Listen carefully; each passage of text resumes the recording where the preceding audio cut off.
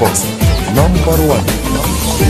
ايه الجديد وهو كله عادي، هتفرق ايه عن المرة دي؟ ايه الجديد وهو كله عادي، هتفرق ايه عن المرة دي؟